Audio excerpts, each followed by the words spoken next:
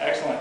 And if I could deal with a few of them before I get into my constructive argument, I'd say, if it's unfair that old Rudi gets 4 degrees, I think it's unfair that precocious pricks like Peter get to come into university and compete with me for speaker scores after spending 3 years of my own time busting my ass just to get where I am. All right. So last time I helped you or take you to a tournament because you're probably going to be beating me next year at that. So, moving into who I think the worst role model is, and it's actually somebody I've gotten to know at different tournaments and have gotten to know even better over the last few days, and it's really Jenna. It's because I've learned a lot of things about Jenna that I think make her a bad role model for children. And the first thing I would say is, one, she doesn't like children. And this was a real sticking point in our marriage negotiations. We basically settled along a model analogous to the Turkey's accession to the EU, in which we sectioned things off and sort of worked on what we agreed on and set aside the things we did. And the real sticking point, basically like what I would call our Cyprus,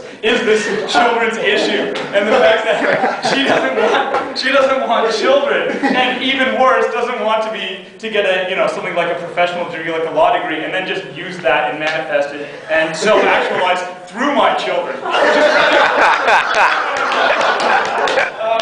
But there's other things about Jenna that I think make her a really bad role model, and she's actually a lot older than you think, and she's been involved with a lot more things than you probably know about. And a joke perhaps only Amir will get is that Jenna was actually involved with the coup in Iran in 1950 going over Mosaddegh. And we think this was a real turning point in terms of the Middle East. We think this was a secular government and it was a real watershed moment in which the whole Arab street kind of turned against this idea of a potentially benevolent West. So we think, for Middle Eastern politics, this was a bad move. I'd also say that when Jenna filibustered America's entry into the League of Nations in 1991, she put in motion the types of development that led to the fall of the Weimar Republic and to the rise of fascism in Nazi Germany.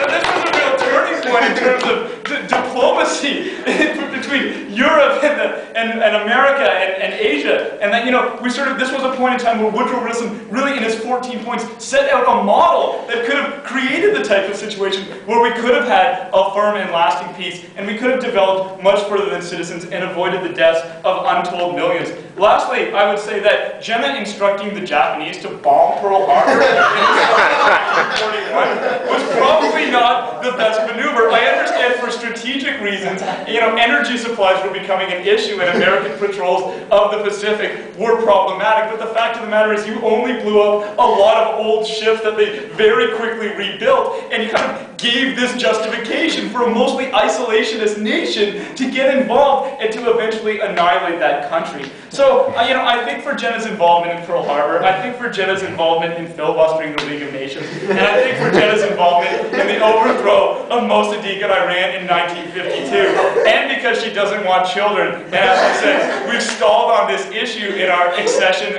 meaning marriage negotiations, that she is a bad role model for children and possibly the worst role model.